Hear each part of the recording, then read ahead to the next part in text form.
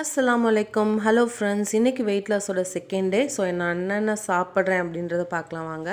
First காலையில் எப்பயும் போல் 20 minutes work out பண்ணிவிட்டு அந்த தண்ணியில் சோம்பு, சீரகம், ஓமம் போட்டு நல்லா கொதிக்க வச்சு எடுத்துக்கிட்டேன்.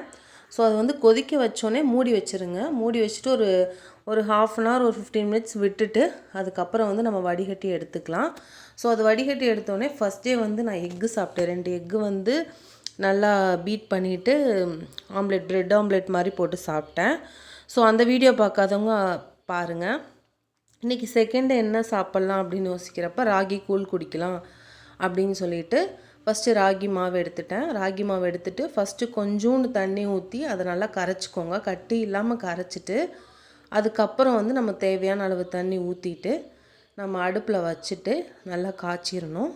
காய்ச்சிட்டு ஒரு முக்கால்வாசி காய்ச்சினதுக்கு அப்புறம் கொஞ்சோண்டு உப்பு போடுங்க. ஸ்டார்டிங்லேயே உப்பு போட வேணாம். ஸோ உப்பு போட்டு அதையும் காய்ச்சி எடுத்துட்டேன். பட் ஆனால் அது எனக்கு தாங்குச்சான்னு கேட்டிங்கன்னா, நான் ராகி கூழ் பார்த்திங்கன்னா ஒரு 10 o'clock நான் குடிச்சிருப்பேன். எனக்கு ஒரு 11:30க்கெலாம் நல்லா பசி எடுத்துருச்சு. ஸோ அவ்வளோதான் தாங்குச்சு. ஆனால் ப்ரெட் ஆம்லேட் எனக்கு நல்லா ஒரு 1 o'clock வரைக்கும் எனக்கு பசி இல்லை. ஸோ இது பார்த்திங்கன்னா அடுப்பில் வச்சு நல்லா காய்ச்சி எடுத்துக்கிட்டேன். அந்த பக்கம் தண்ணியும் ஃபில்டர் பண்ணி வச்சுக்கிட்டேன். நேற்று பார்த்திங்கன்னா ஃபஸ்ட் டே ஒரு 2 லிட்டர் தண்ணி காய்ச்சினேன். இன்றைக்கி 1.25 லிட்டர் அப்படி தான் நான் தண்ணி வச்சுருக்கேன். ஏன்னா 2 லிட்டர் குடிக்க முடியல. ஸோ அதனால் கம்மியாக தான் காய்ச்சிருக்கேன். ராகி கூழ் கூட நீங்கள் ஒரு ஆம்லேட்டோ இல்லை ஏதோ ஒரு ஃப்ரூட்ஸோ காலையில் எடுத்துக்கோங்க. அப்போ நம்மளுக்கு தெரியாது. ஏன்னா எனக்கு ஃப்ரூட்ஸும் பிடிக்காது, கூழும் பிடிக்காதனால ஏதோ ஒன்று மட்டும் எடுத்துக்கலாம். நான் கூழ் எடுத்துக்கிட்டேன். அப்புறம் இடையில ஃப்ரூட்ஸ் சாப்பிட்டுக்கலாம் அப்படின்னு நான் விட்டுட்டேன்.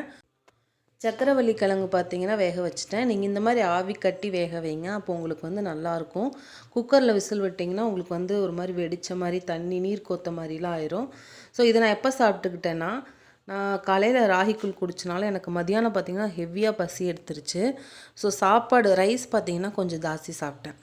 ஸோ அதனால் நான் ஈவினிங் எதுவுமே சாப்பிட்ல. அந்த சக்கரவள்ளி கிழங்கு மட்டும் ஒரு 3 சாப்பிட்டு முடிச்சிட்டேன். ஸோ அவ்வளோதான் இன்றைக்கி நான் டே போச்சு. தேங்க்ஸ் ஃபார் வாட்சிங்.